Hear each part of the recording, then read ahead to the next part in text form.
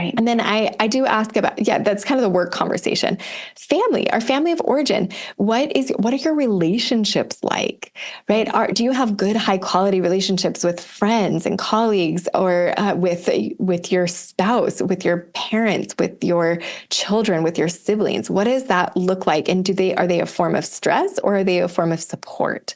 Right. And so talking through that and understanding what that looks like, and encouraging meaningful relationships, functional, meaningful relationships where possible. And then the other thing is home. Do you feel at home?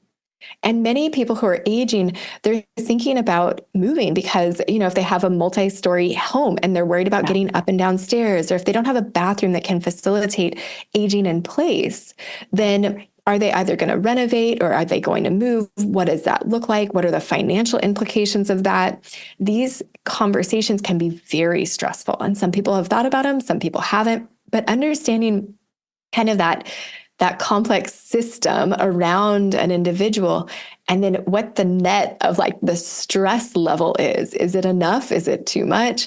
And then how can we get balance there, with purpose and meaning being a really crucial component of that?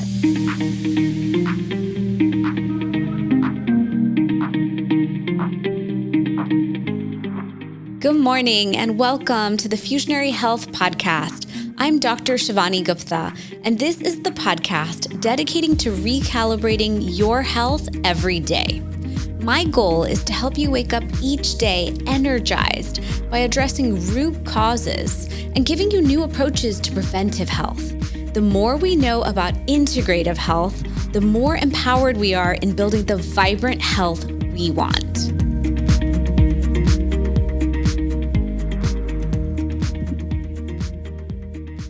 Welcome to the Fusionary Health Podcast. I have a very special guest for you today. I'm going to share a little bit about her before I bring her into the show. So Dr. Heather Sandison is a distinguished naturopathic doctor, and she's devoted her career to providing compassionate care and innovative solutions to those who are affected by dementia. She's renowned for her pioneering work, and Dr. Sandison has integrated groundbreaking, holistic, and multimodal interventions, seamlessly creating clinical, residential, research, and educational platforms. Her relentless dedication has not only transformed the lives of patients and caregivers, but she's also set new standards in the field of dementia care. So welcome, Heather. Thank you so much for having me, Shivani. Thank you for joining me. So I was on your summit, the Reversing Alzheimer Summit, and I was so honored to be in your summit. Thank you for inviting me. Well, it was so exciting to talk about curcumin, and, just there's so many nuances to how it's delivered, what it's delivered with, and you are really an expert in that, and it has a big impact on the brain. And so just helping people to understand those nuances and how important it is to pay attention to them in terms of delivery was really helpful. And I know it turned a lot of people onto something that will help them. So thank you. Thank you. I love the topic of curcumin. I'm quite passionate about it. So when it comes to brain health, I know that you are working on dementia. And to me, this topic is a topic of interest to me because my whole family suffers with diabetes.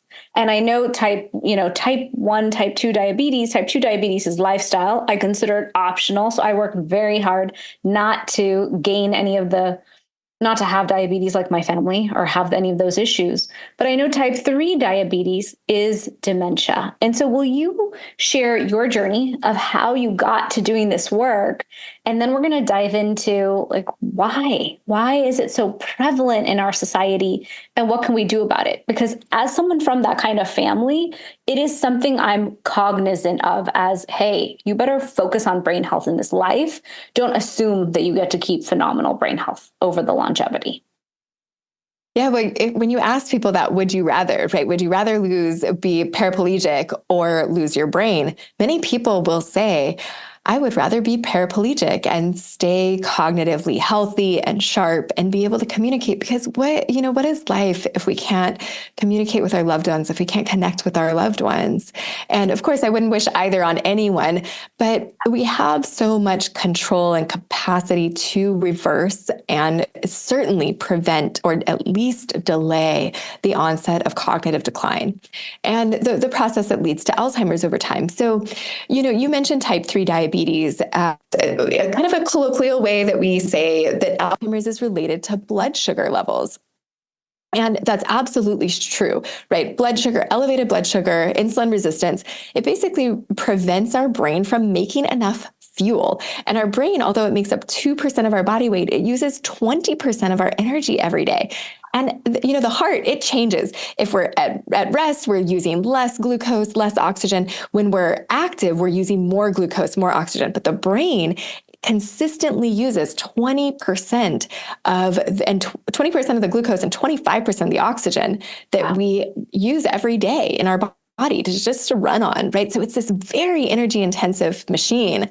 And if we are not turning glucose into fuel, into ATP efficiently because of insulin resistance or elevated glucose over time, or even glycation, right? These end products that cause cell damage, that over time will create neuroinflammation and the neurodegeneration that leads to Alzheimer's. Now, that being said, that is only one thing that can cause Alzheimer's and dementia. There's a whole, it's a complex system, right? So I think that this is part of what we've run into from a conventional perspective. This is the trouble we've run into, is that we've tried to simplify it. We've tried to say Alzheimer's is caused by beta amyloid plaques or tau proteins, these misfolded proteins that build up in the brain. And if we get rid of them, we'll get rid of Alzheimer's. Right. And yet that's not how it's played out. Despite billions of dollars being spent and countless hours of smart people's time being dedicated to solving the Alzheimer's problem, when we only come from this simplistic model of like, there's one cause, we don't end up with the outcomes that matter to people, which are better cognition. Right. But if we start to apply a complex system science approach and we say, all right, what are all of the things that impact neuronal health and neuron health at a cellular level? Then we can say, okay, imbalances, too much, too little in the wrong place at the wrong time, right? When the case of blood sugar, too much blood sugar becomes toxic. Right. Too little energy means we don't have the capacity to remember that name or remember where we are, have a conversation. And so systematically, we can go through what are all of the causes. And I would argue that they're toxic imbalances, nutrient imbalances, like type 3 diabetes, like high blood sugar. But there's others. Structural changes. So this might be molecular structure, like our genetics, that will predispose us towards having a more inflamed brain. Or it might mean chronic pain. Is your hip bone connected to your leg bone so that you can sleep at night and get the benefits of sleep and restore the rest for your brain? But also sleep apnea. Is your airway obstructed, right? From a structural perspective, are you getting oxygen where it needs to go, both through the airway, but then also through the blood vessels, through the cardiovascular system? Sure. Is there atherosclerosis? Are there plaques? Or have the pipes burst and you've had a stroke, right? Those are structural issues. Also, traumatic brain injuries are also an issue when it comes to that structural component of causes for cognitive decline. So toxins, nutrients, structure, stress. This is too much or too little. Again, you can have too little stress. As people retire, they often want to kick their feet up, have a glass of wine at the end of every day, watch TV. They're not really engaged in challenging, meaningful, fulfilling pursuits as often. Some people are, and you often see that they do better cognitively and emotionally as they age. But then there's also the opposite of that, right? Too much stress. Many people who are caregivers for an elderly patient with Alzheimer's, they have an increased risk of developing Alzheimer's themselves, anywhere from 2.5 to 6x increase in being diagnosed with Alzheimer's later in life compared to those who never are caregivers. So sorry, going back to my framework, it's toxins, nutrients, structure, stressors, infections, things like P. gingivalis that cause gingivitis, COVID, many people have experienced. My brain doesn't work as well as it did before COVID. Wow. The Lyme spirochete, and then also the herpes simplex viruses are associated directly with dementia. So treating those relatively aggressively especially if you have a genetic predisposition or any cognitive decline. And then the sixth component is signaling. So are we getting those signals to the brain-derived neurotrophic factor, estrogen, progesterone, testosterone, thyroid, vitamin D? Are those hormones that signal to the brain to increase the production of new neurons and the connections between them? So do we have neurogenesis being stimulated? Do we have synaptogenesis being stimulated? Right. And if we're not getting those signals to the brain, then we're going to probably go in the other direction, right? Where we might be either getting the signal to contract or to, as we age, not make as many new connections and new neurons themselves. So we want to make sure that we're sending the right signals to the brain. Okay, so that's my overarching sort of framework for this, and then we can go in any direction from there. But I want to make sure that people understand there's not one cause of dementia. Sure. That's why we need multimodal interventions. We need to systematically and at an individual level be precise about what for this individual is causing the neurodegeneration. And then how can we address that really specifically and reverse that process that's triggering the neuroinflammation and neurodegen.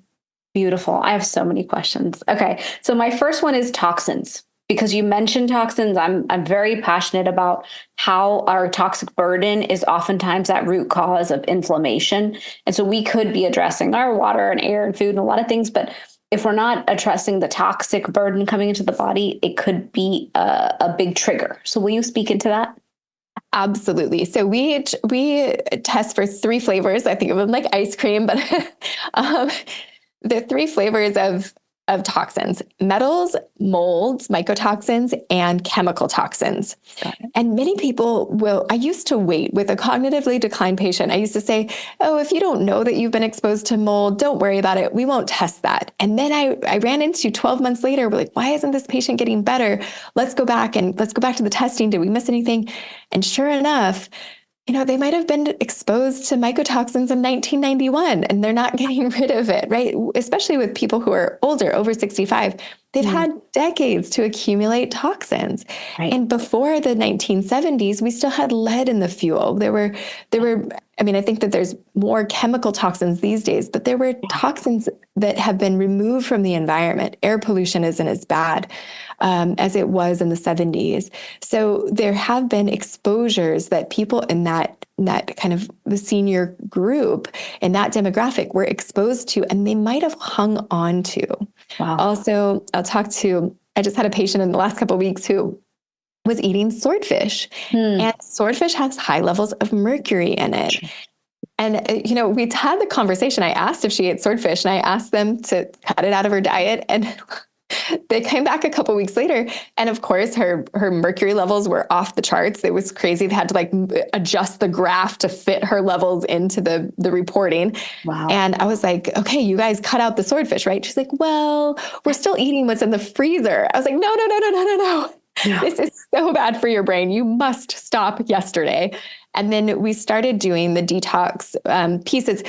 One of the really important reasons to test these things is we use a different binder for mercury. I use the IMD product from Quicksilver Scientific, and we use specific binders because they have a binding affinity. Got it. So mercury is a toxin, a neurotoxin that will bind to IMD in the gut. IMD is not going to bind mycotoxins. It's not going to bind your chemical toxins. So we want to use a different binder. Glycine is a great thing. It's an amino acid that we can use to help get glyphosate out of the system, or Roundup, the active ingredient in Roundup.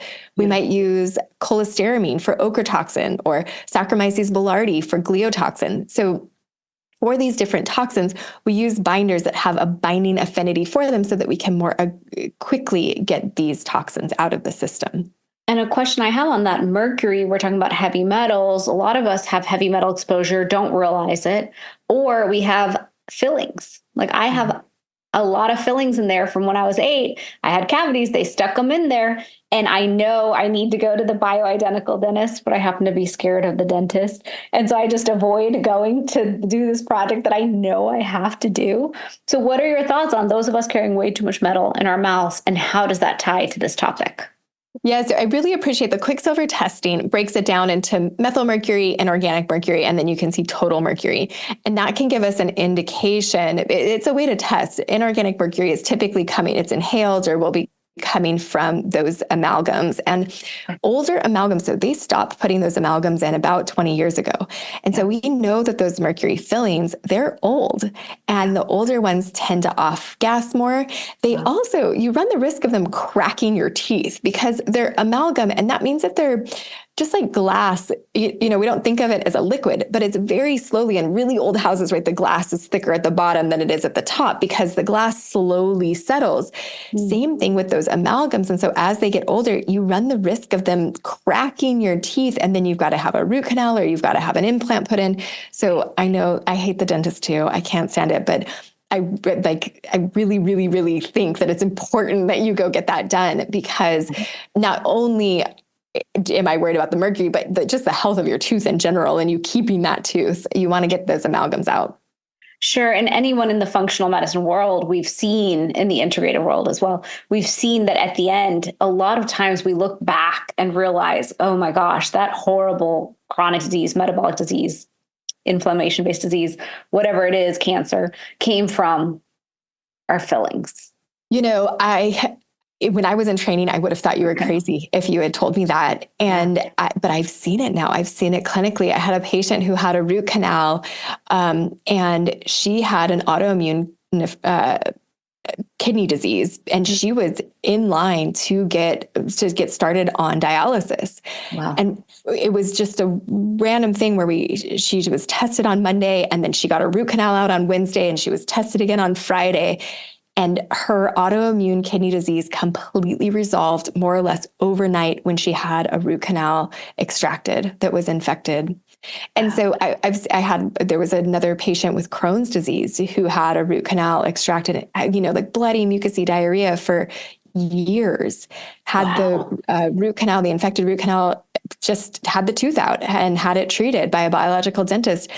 And his Crohn's disease went away overnight. Now, everyone with Crohn's disease and everyone with autoimmune kidney disease, they're not going to get everyone's not going to get to that same result. Yeah. But it made me realize how big of a role dental infections and inflammation in the mouth plays in our whole body health.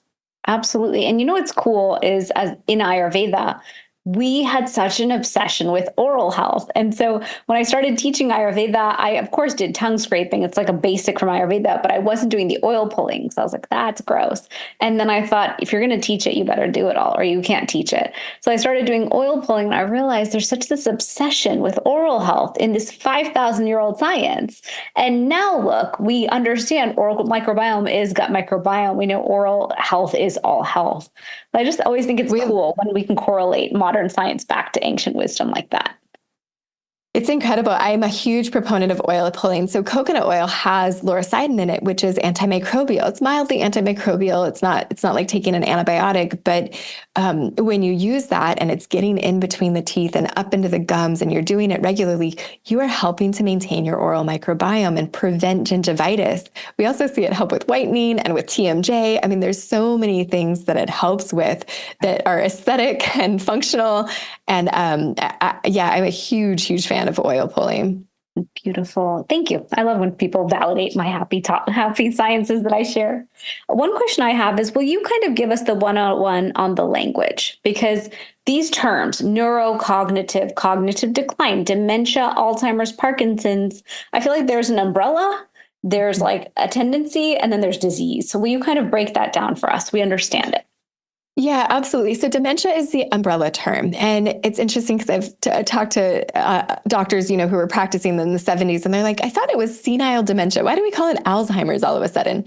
And there's a great book called How Not to Study a Disease, The Story of Alzheimer's, and kind of how we went awry. Alzheimer's gained popularity, and it is the most common form of dementia these days. And it's characterized by these beta amyloid plaques. And for a long time, we couldn't even diagnose that until autopsy. So there was a clinical diagnosis. We think this is Alzheimer's. But calling it Alzheimer's was not based on science. It was really based on marketing. And there were 3 or 4 times over the course of history, starting in 1906 when Alois Alzheimer diagnosed Auguste D with Alzheimer's. And when that case study was then published in a textbook, it created these false kind of elevations in how popular Alzheimer's became as a diagnosis. And when we think through this, there's a lot of kind of intellectual curiosity around what's going on from a pathophysiological perspective. Is it Lewy body dementia? How are the cells changing? Is there amyloid or tau accumulation? Or is it in the frontotemporal area? Is it more vascular dementia?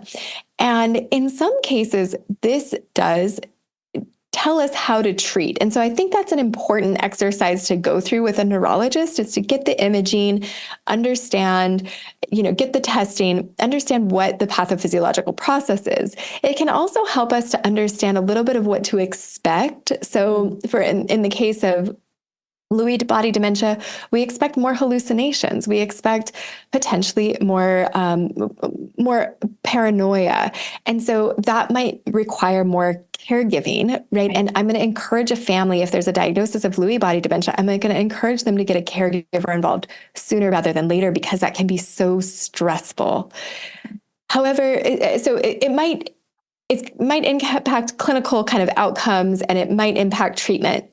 However, what we call it, for me, doesn't matter as much as why it's happening, right? So what really changes our treatment plan in a clinical process, in my office, for example, are there toxins? Was there a traumatic brain injury?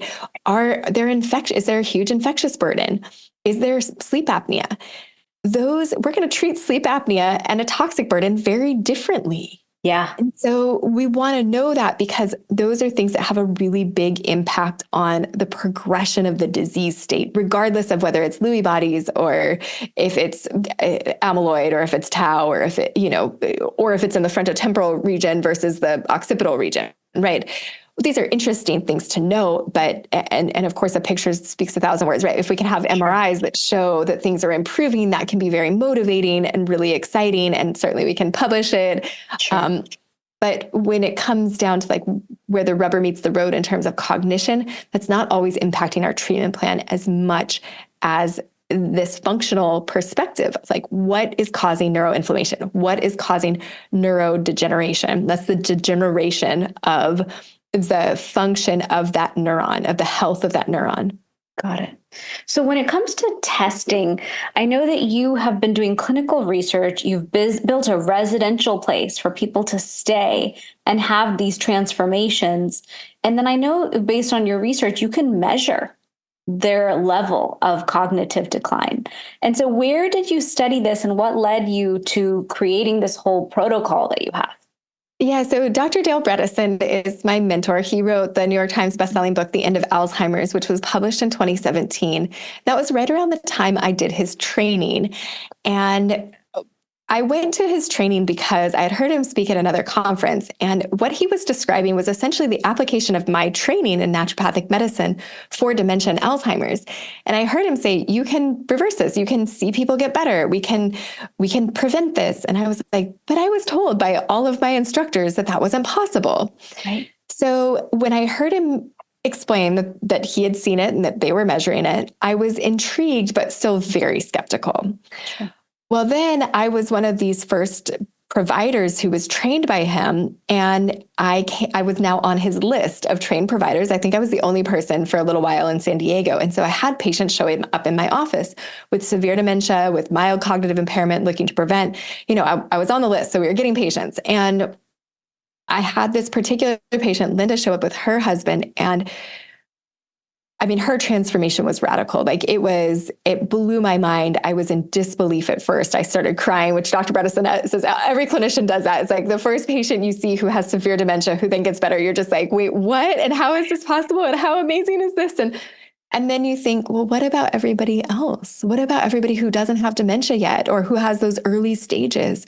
If this is possible for Linda, who had really late stage Alzheimer's, to start speaking in complete sentences, to have a relationship with her husband back, to like transform and to have her handwriting back. Yeah. Like if that's possible for her, what about everybody else? And how do I get this out there to more people? And so I feel super lucky that I've had a couple really amazing opportunities as I started developing this reputation. I had a philanthropist offer to fund a clinical trial in my office, and we published that in the Journal of Alzheimer's Disease in August of 2023. And we showed that people with measurable cognitive impairment with MoCA scores between 12 and 23, so the Montreal Cognitive Assessment is this MoCA score that we use to measure where people are on this spectrum of cognitive decline. A perfect score is 30, a normal score is 26 and above. And we took participants with MoCA scores of 12 to 23. So they had progression of disease into this measurable. It wasn't just subjective, like I'm forgetting my keys or can't remember the name of my neighbor. It was, okay, we can measure that you have actual decline. And we saw that 74% of them, so 17 out of the 23 participants, improved after 6 months of treatment. So that was exciting. Dr. Bredesen and his team, they took a group of participants with MoCA scores down to 19, so not as progressed. Okay. And they did a 9-month intervention, so a longer intervention, very similar trial. And they saw that 84% of their participants got better. So it was longer and people weren't as progressed. So kind of exactly what you would expect is like 10% more had better outcomes. They had 25 participants in their trial. So they published that in July of 2022, also in the Journal of Alzheimer's Disease. So we basically replicated what they did and showed that even with people who are a little more progressed, still most of the time we're seeing improvement. Wow. So that was one phenomenal opportunity that I feel so blessed to have had. And we hope to, Dr. Bredesen is now, his group is recruiting for a randomized control trial that I think is 70 participants across 5 locations. One of them is with Craig Tanio, who is in, I think, Hollywood, Florida. Okay. Nice. But yeah, there's somebody in Tennessee, somebody in Cleveland, and then 2 in the Bay Area. Nice. And then we're hoping to put together another randomized control trial, another multi-site. So we'll just continue to replicate, continue to kind of increase the research that's out there, just helping us all understand better how to do the protocol better, how to help patients more. So the other phenomenal opportunity, I still pinch myself that we were able to do this, but I had some support putting together a residential care facility for the elderly where people can come for an immersive experience. Because I was getting questions from patients and families saying, hey, I really want this for my mom or my dad or my uncle or whoever it was, but I don't have the capacity to do this. I can't drop my work and my kids and like everything else I have going on to cook and engage and to do all of these things for my loved one. So where can I send them? Right. And what I realized quickly in 2018, 2019 was that there wasn't a place offering Dr. Bredesen's protocol in a senior living environment, right? This wasn't like rocket surgery, right? I'm just like, how do you put the best in the science in the place where people with memory decline live? Right. So we created a Marama, which is here in San Diego, and we have another facility in Kansas. Nice. And the idea is that we're hoping to kind of move the paradigm from memory care to memory recovery and have people move in and then be able to move out and move home back to be with their families, be in their neighborhoods, be around their loved ones, be involved in their church and their community and their work. Long into the last quarter of the last phase of their lives. I love that. And, I live in like the epicenter of retirement communities here in Fort Lauderdale, Boca area. So in my mind, I'm like, wow, wouldn't it be cool if we exposed all the owners or managers of these centers to this concept and this teaching, and they started to apply it? Because here we have the whole range, and we have certain places that are like live in, live out, and we have a lot of different options that I've seen. People have condos, they're independent but supported. So yeah, I think that would be so cool if we open that idea up into all these places. I could not agree more. Our hope, and if anyone listening is on this path for their parent, and Kansas or San Diego doesn't make sense, or there's all kinds of constraints that come up. But if you are calling senior living facilities, ask them, do you have a brain healthy diet available, brain healthy food menu plan? Do you have brain engaging activities? What are they? What about exercise? What's available? What's provided to make sure that my loved one is getting plenty of exercise? Is it going to be easy for them to get on this type of plan in that environment? Because our environment, it has a huge impact on our behavior. True. And ultimately, what shifts the trajectory of our health as we age, it's those decisions that we make each day about what we put in our mouths, how much movement we get, how we manage our stressors, what time we get to sleep at night. And so if we can be in an environment where it's easier to make good decisions, then that's where we start to get that shift in health outcomes, significant shifts. Absolutely. And, I thought of two things just now. One, I'm Indian. In the Indian culture in general, we're not allowed to do that. We're not allowed to put our parents anywhere but in our own home. It's just not part of our ethos. And my father-in-law was living with me for 13 years. And it's interesting because he was picking up the kids from school every day. He was so engaged and it kept him young. It kept him doing something that was challenging. Picking up kids is not easy because they battle and all that in the car. And so I just wonder, is that a contributing factor to why we see less Alzheimer's in India? Because I always think of it as it's the turmeric. Obviously, it's the turmeric that does it. But I wonder if that's also a piece of it, that we have this very multi-generational family setup as well. Well, purpose and meaning, right? There's so many threads to pull there. So absolutely, right? When that intergenerational wisdom transfer, that's such a big part of why I do what I do. I hope that we can put memory care, that can become obsolete. We can put that out of business, right? And keep people at home and in the fabric of their communities and their families, so that we have so many problems on the planet today, right? The list is so long and so overwhelming.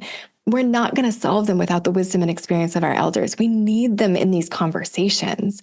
True. And if they're siloed away in senior living or in memory care, we're not going to, it's like a squandered resource. True. And so I love this idea that, people stay home. It's part of why I wrote the book that I wrote, is so that people can get access to, we've done a bunch of coaching programs. So what happened was people were asking, if I do this, how likely is it to work? And that's why we did the research. Okay, 75% of the time, 74% of the time. And then they're okay, I can't do all of this at home. All right, we'll create Marama. And then it was well, I can't send my loved one to Marama. And so then we created this coaching program so that people could we called it Marama at home. How do you do this from home? Right. And then it was okay, how do we expand access? We've had a lot of people interested and get the benefit of this. And then that's why I wrote my book, is so that more people, for $28, you can do this at home. Totally.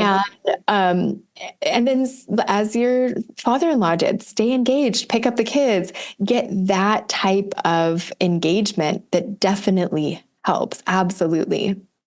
Isn't this also an argument then to not retire? It sounds like retiring, especially for men. I feel like as women, we still have so much of our community and the things that we do.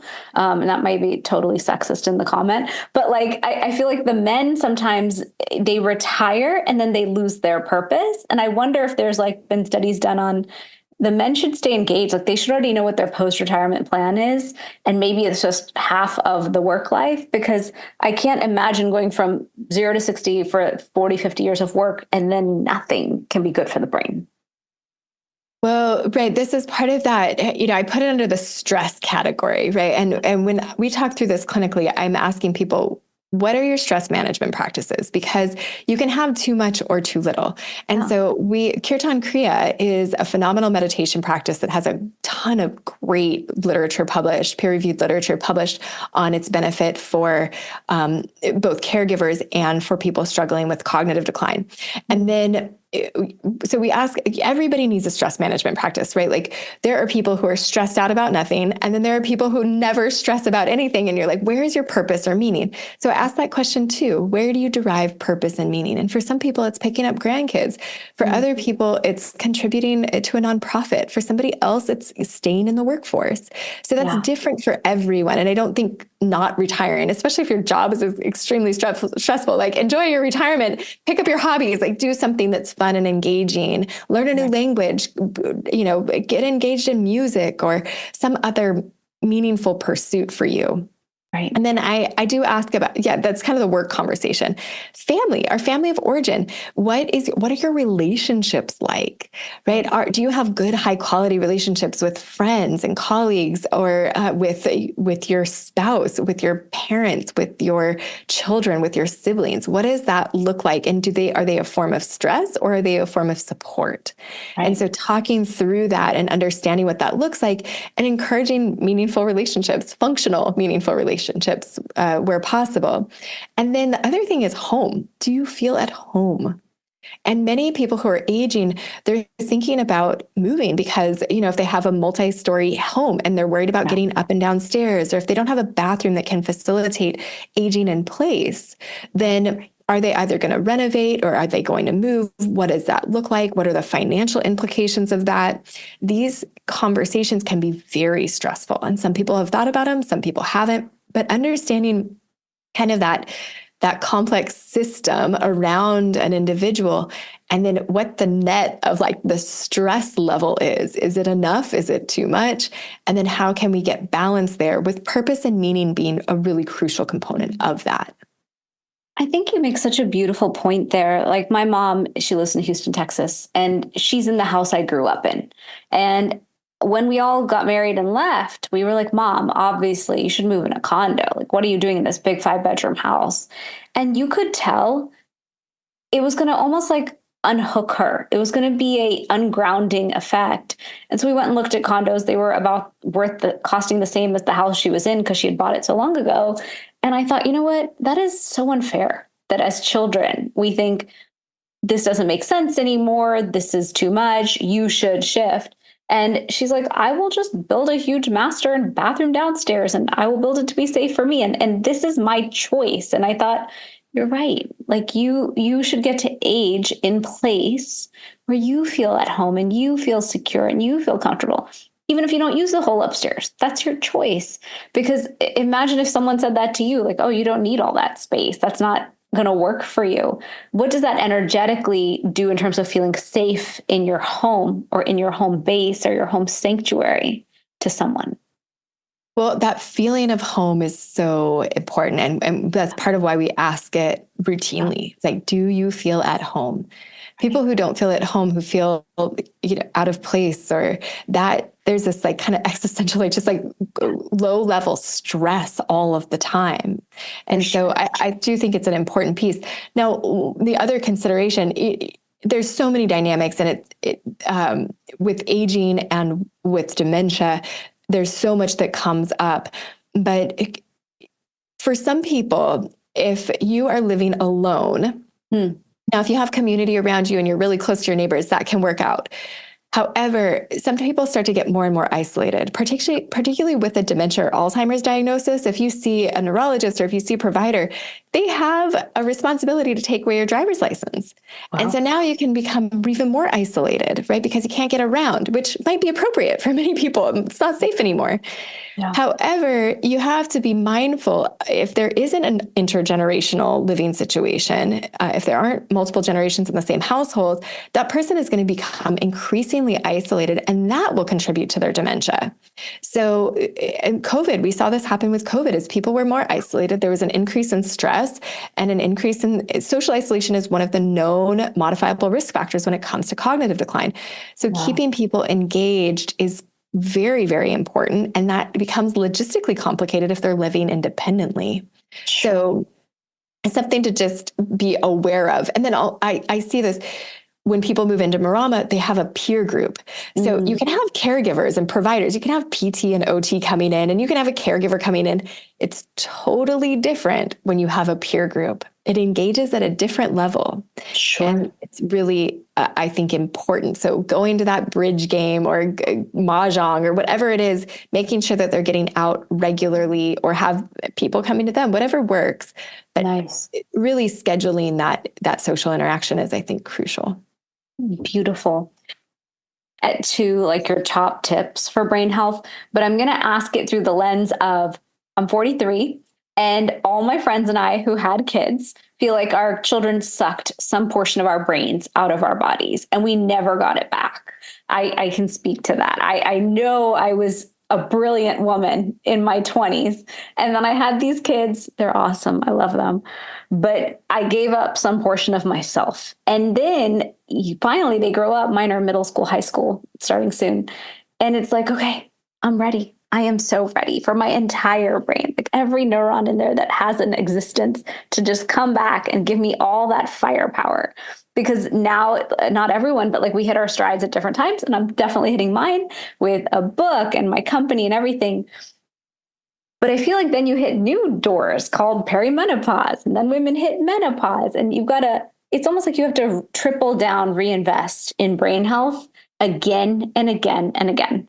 So what are your tips for us? Because I do think that some portion of the population is running with a level of metabolic disease, atherosclerosis, high cholesterol, stiffening of our arteries, obesity, prediabetes, stress, all those things. So what is our best playbook or guidebook? I'm sure it's in your book, but will you kind of share, when is it important to start focusing on our brain health, and how can we start to do that? Yeah. So my mentor, Dr. Bredesen, he calls it a cognoscopy. So just like you're supposed to get a colonoscopy at 50, he's saying everybody between 40 and 45, get a cognoscopy. So do all of the workup as if you had dementia. So like if you were taking your parent in because they have mild cognitive impairment or they're on the path to dementia, do that now. Wow. It's a luxury to prevent.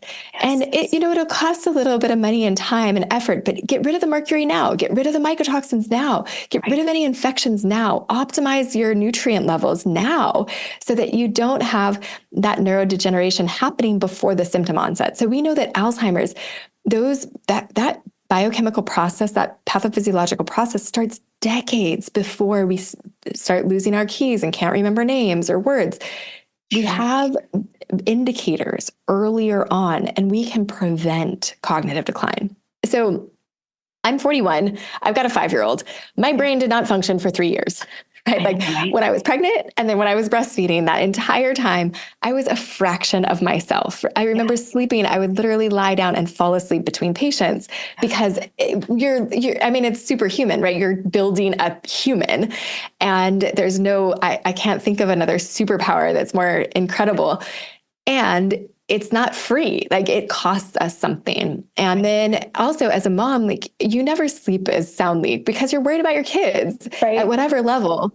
So I completely relate to that. So I'll share what I do, right? So I've done the testing. I look for all the mycotoxins and the infections and do all that. My morning ritual and maybe it's evening ritual for some families. It depends on, your sleep schedules, but I try to go to bed right around the same time as my daughter. And then I get up before her and I have an hour or two in the morning that are mine. And I make my tea and do my meditation. And I am more patient. I am more creative. I am more articulate. I am more focused. Everything is better if I get in that daily meditation. And I often don't feel like I've had this profound meditation experience. Often my mind is wandering. I'm not doing it perfectly. I feel like it was worthless. But man, if I miss it, my day is totally different. And so I really encourage everyone to either own your morning or your evening, whatever works in your household, but take that time for self-care and exercise. So that morning routine is supremely important for me. Everybody in my house knows, don't bother me. This is my time. Even my daughter, if she wakes up, she'll come get in my lap and she doesn't talk. She knows. Good. So own that, figure it out in your family, what works. And then it's those fundamentals, right? It's what we eat. And I'm a proponent of going back and forth between ketosis and glycolysis. So whatever that means for you, I love an organic ketogenic diet. Some of the time for me, I am in ketosis 3 to 4 times a year for 4 to 6 weeks. And then when I'm traveling, when there's holidays, when there's birthdays, I don't worry about it, but I try to eat more plant-based, less, cut out the dairy, cut out the meat, and have those really good quality seasonal fruits and veggies that are more starchy, that are going to raise my blood sugar. And then always tons of good, healthy fats, olive oil, coconut oil, avocado, all of those all the time to help as just brain food. So diet, exercise, sleep, stress management, foundational, absolutely foundational. And I think good for both brain healing and recovery, but maintenance, like this is just long-term maintenance. Beautiful. And what are your thoughts on alcohol for the brain? Yeah. Okay. So actually alcohol and Ozempic, I want to talk about both of those things. Please, so go ahead. Alcohol is neurotoxic. Now, does that mean never have any? I mean, if it's part of your winding down and social, I think having a habit of alcohol consumption is particularly bad. And especially if there's alcoholism in your family, I think that can be really detrimental very quickly. If you have a drink or two once a week, probably not a huge issue. But if you know you have toxic burden, you're just adding more toxin to the system for your body to process. So if you know you have molds, if you know you have mercury, if you know you have chemicals, pick your poison. It's like, do I get my hair dyed and get my nails done? Do I put all these products on my face, or do I drink alcohol? You might want to pick and choose. Do I eat 100% organic?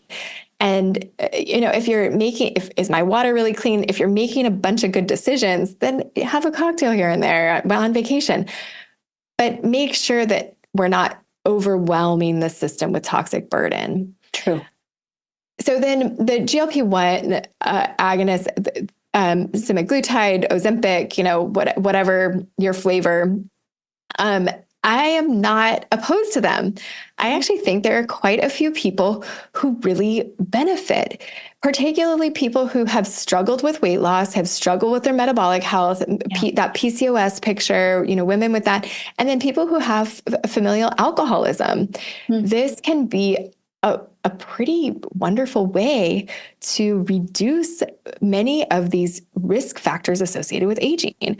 So to reduce inflammation, to reduce blood sugar, to reduce cholesterol levels sometimes, and that alcohol exposure. It's really important, kind of depending on the dosing, to make sure people are getting enough calories in and that weight loss isn't too quick. But I do think that this is a way that we can reduce the burden of chronic disease as people age. And so as long as you can get access to it, I do use it clinically. Not for everyone. Sure. I think that there are people it's appropriate for, using it, of course, with all of our foundational pieces of diet, exercise, stress management, and sleep.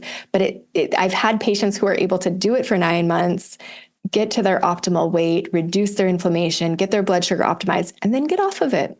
Nice. And stay off. Yeah. I mean, it makes sense. If it is type 3 diabetes, right, we have to address metabolic disease. We have to address obesity. And it's not always easy. Everyone is different. I see it all the time. Some of us, it just depends. It depends on you and your bio-individuality and your life. Not everyone can get there. Not everyone has.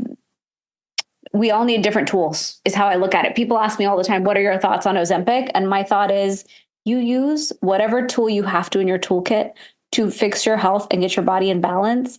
Because in the end, chronic metabolic disease is based on inflammation.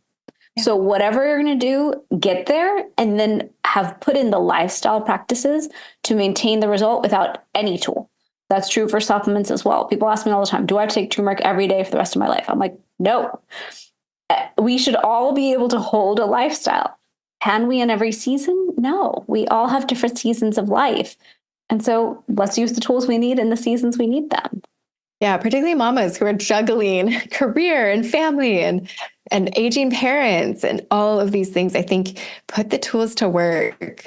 Don't become dependent on them, but put them to work. I think that using some curcumin and having that reduction in inflammation so that now we have a little bit more energy. Now we're not as sore when we work out. This can be that catalyst that can help us make that lasting change that, again, it's going to shift the trajectory of how we age. Absolutely. And then if Ozempic is another tool in that tool belt that helps us reduce that inflammation, feel better about ourselves so that we put on those yoga pants and get to that class, by all means. Absolutely. And so if we have parents where we are worried about them and their cognitive decline, which I'm sure there's many of us, what is the best next step? Can we give them your book? Can we give them the coaching program you've started? Like, what are those beautiful next steps that are necessary to understand if there's an issue and how to start addressing it in the ways that you teach? Yeah. So my goal with the book is that people can read it, take it, and run with it, and that will have a positive impact on their health and their cognition. And the book is written from the perspective of our coaching courses. It really is about, okay, where do I start? Where I recommend starting is what's easiest and what's going to make the biggest difference, and choose. You can do one or the other. So for some people, they've already kind of gone in the direction of a lower carb diet. Getting into ketosis is like, they're so close. Like it takes so little to just flip that switch. And so go for it. For other people, they're like, my sleep, I have obstructive, I probably have apnea. I'm snoring. Get the sleep study. That might be hard. It might be like, you got to make all the appointments. You've got to get the referral from your primary care to sleep medicine or whatever it is. That might be part of what's going on, but it's going to make such a big difference that it's worth putting in a significant amount of effort. So I want people to get a win. And, sometimes it's diet, exercise, sleep, stress management. Maybe it's, I already go to church on Sundays, but there's this Bible study I've been thinking about, and my neighbor goes on Tuesdays and Thursdays, so I could just ask her for a ride. Super easy. It's going to increase my social engagement. It's going to increase my cognitive engagement. And it's already something that like makes me feel good. So I feel more connected to God, or what, I'm getting more of that stress management.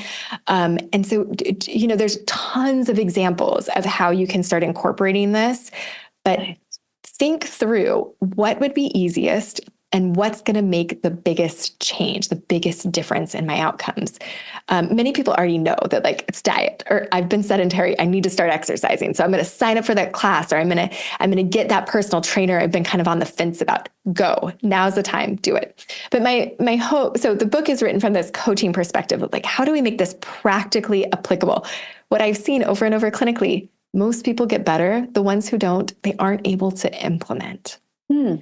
So finding either a health coach, a provider, somebody, if you are struggling, if you know the information is great, but it's the implementation and the actionable steps that you take that help with the outcomes. So bridging that gap, what is it going to be that's going to make me successful at implementation? Absolutely. I think it makes a big difference. So many of us need a coach, someone to hold our hand when we do things that are new or different or not as fun for us. Even I have my own health coaches where they're like, you teach the topic and you could teach me. And I'm like, I know, but it's called accountability. So it helps because sometimes when you're trying to level up, it requires a whole new level of your work, your energy, your engagement into it. And it's not always the easiest. So I love that message. Thank you. Yeah, of course. Yeah, it can be supremely challenging. And I think many people feel overwhelmed really quickly because it is a lot, and it's huge changes, and it's a lot of changes for people with full cognitive capacity, let alone people who are struggling cognitively. And so, I want people to understand that like, we get that this is hard and it's worth it. Absolutely. Because this is that difference between maintaining dignity and independence versus going down the very slippery slope towards Alzheimer's. And the earlier you catch it, the earlier you put brain health first, the more you can reduce your chances of ending up on that scale, right? I've heard you talk about the MOCA scale. And so reversing cognitive decline is far easier the lower you are on the scale. The farther advanced you are, the tougher it is. That's absolutely true. So perfect score is 30. Normal is 26 and above. What we see is that around 16, 17, 18, kind of in that zone, we lose confidence that people will get better. Now, that's not to say we have seen like Linda, who I shared with you, one of my first patients, she was in a MOCA of 2 and went up to a MOCA of 7 in 6 weeks. Like this was a miraculous shift. I've had people with single digit MOCA scores improve, like meaningful improvement, maybe not going back to work, not getting up to a 30, but getting significantly better so that they're engaging, they're enjoying life. The people around them are having more fun too. Sure. And yet that happens more rarely. I don't have as much confidence. So it's still worth it. I would never suggest that there's not hope, because I've seen people where I had no hope who got better. Yeah. So there's always hope, but it's so much less expensive. It's so much less time consuming. It's so much less effort if we do this earlier on in the disease process, if we do it when we're younger and when we can basically manage it on our own versus needing someone else to do it for us. Absolutely. And I think brain health if any of us, I think most of us, can recognize that life, just life as it is now, is taking some level of toll on our brain health. And so this idea of investing in our brain health for the long haul is so important in the here and now. Brain controls everything. So we've got to get in there and support it so it can support us. Absolutely. I love that message. Thank you. Beautiful. So do you have any last words for our audience and listeners today? And then will you share where they can find you? Yeah, if anyone has told you there's nothing you can do for dementia or cognitive decline, it's factually inaccurate. I reject that fully, and there is almost an overwhelming amount that you can do to optimize cognitive decline, cognitive function, at any phase of life. And so getting started now, don't wait, as we just discussed, don't wait, get started now. There are things that you can do for free without the help of a doctor that you can do from home starting today. And to find out more about all of that, just visit Dr. Heather Sandison, Sandison is how you spell my last name, drheathersandison.com, and you can find out more about us and also more about my book, Reversing Alzheimer's, that will be out June 11th. Awesome. Thank you. Thank you so much for coming on today and highlighting this topic and diving deep into it. It's very close to my heart because of my family history, and it is something I worry about. I've seen Parkinson's, I've seen these things, and I would never wish it on anyone. So thank you for sharing that we can address these things earlier for ourselves, for our families, for our loved ones, and just prevent what doesn't have to be a part of our lives. Yeah, prevent the suffering. Yes. Thank you so much, Shivani, for having me. It's such a privilege to be here. Yeah, thank you.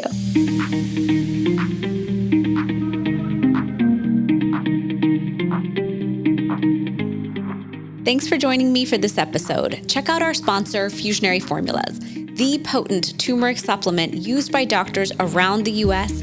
for patients with pain and inflammation. www.fusionaryformulas.com. I'm your host, Dr. Shivani Gupta. For more, visit shivanigupta.com. Subscribe to this podcast in Spotify or Apple Podcasts. Click the follow button or subscribe in any of the apps that you use.